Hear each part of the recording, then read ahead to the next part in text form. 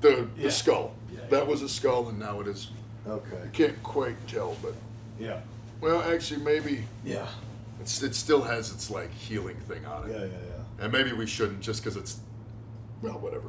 A Democratic Senate candidate in the state of Maine revealed that he has covered up his controversial tattoo after its Nazi-linked design sparked controversy. Though judging from the reaction of the reporter interviewing him for WGME-TV, a local Maine outlet, it's a bit comically unclear what the new design is supposed to represent.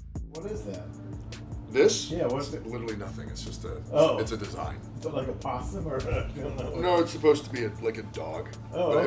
but it's based on some like ancient Celtic kind of design things. Now, the oyster farmer is facing new questions about another tattoo, the number 1919, which was spotted on his arm by eagle-eyed viewers during his local news interview, and can also be associated with neo-Nazis, but actually has a different story in this case. Here's everything you need to know about the Liberal candidate and his tattoo drama. It all started when, in an apparent attempt to get ahead of bad press, Graham Platner went out of his way to disclose the original controversial skull tattoo on the Pod Save America podcast, where he shared an embarrassing video showing him singing in his underwear at a wedding celebration for his brother, in which the tattoo was visible on the right side of his chest. The skull tattoo appears to resemble the Totenkopf, an image adopted as a symbol by Hitler's SS, but the Liberal candidate who's running for a U.S. Senate seat in Maine insisted he is not, nor ever has been, a Nazi. The 41-year-old Marine vet went on to explain how he was very inebriated when he got the tattoo while on leave in Croatia nearly 20 years ago, and that he had no idea what it meant. "We chose a terrifying-looking skull and crossbones off the wall because we were Marines, and you know, skulls and crossbones are a pretty standard military thing, and we got those tattoos and we all moved on with our lives," Platner explained. "It was not until I started hearing from reporters and DC insiders that I realized this tattoo resembled a Nazi symbol,"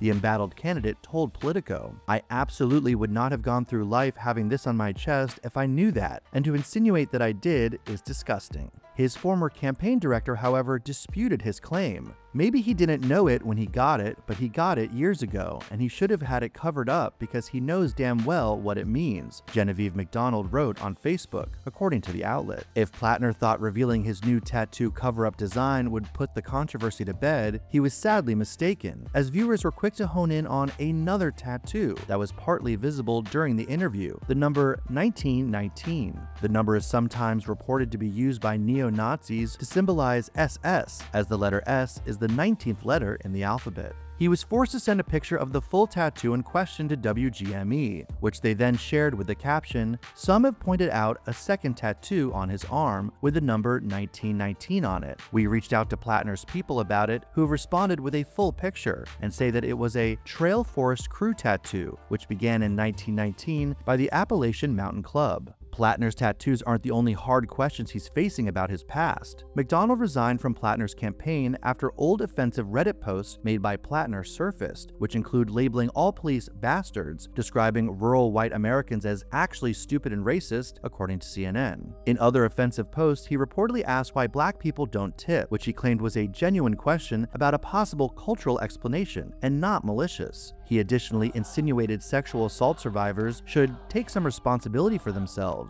In response to the backlash surrounding the resurfaced post, Platner posted an apology video and said he had been suffering from PTSD when he made the posts. And so for those of you who have read these things and been offended, have read these things and seen someone that you don't recognize, I am deeply sorry.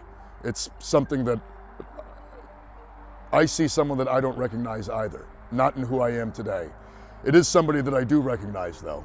Somebody who is struggling, somebody who is having a very difficult time settling into a society that he felt betrayed by and left behind by after having to go fight in Iraq and Afghanistan. I'm sorry for this. Just know that it's not reflective at all of who I am.